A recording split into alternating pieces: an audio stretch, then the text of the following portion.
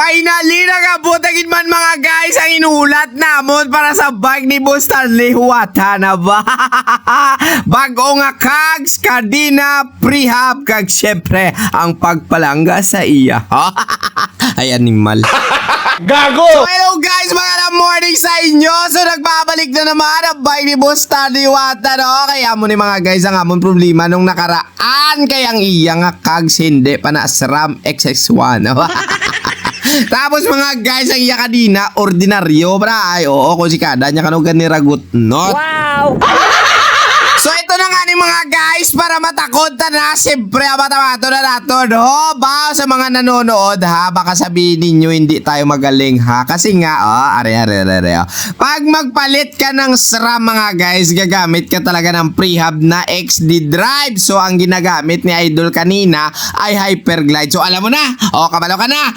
Dapat may baklan nga prehab. Kinalain karon kung may baklan siyang pareha, sinibla. Ba, kamahal-mahal pa.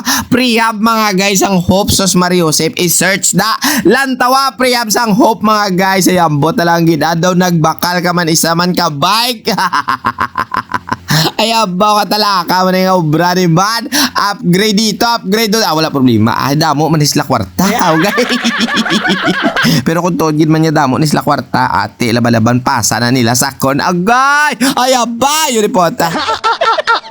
Matapos na mga guys, itak ko na iya nga kags gulong-gulong. Are na dito naman tayo sa iya nga kadina mga guys. Baw kaluyan sa Ginoo. Laba-laba ang kadina gimpadalagoy. Mga guys, shout out kay Boss Dilon Lunasco Idol. Basi may harap da. Ang libre lang ya ako na ba? Tani lang. Ay, joke lang pero kung tuod, gaya lang ko di. Gago! So finally mga guys, syempre natakot na naton. So kabalo na ka mga daan kapag SRAM ang imo nga ng shifter, ang imo nga driller, syempre ang kadina kag kags mo kag crankset noon mo ginaya para at least swabe-swabe wala si kada na. So pinatistingan muna natin mga guys kay Idol. Alatawa ba na bow.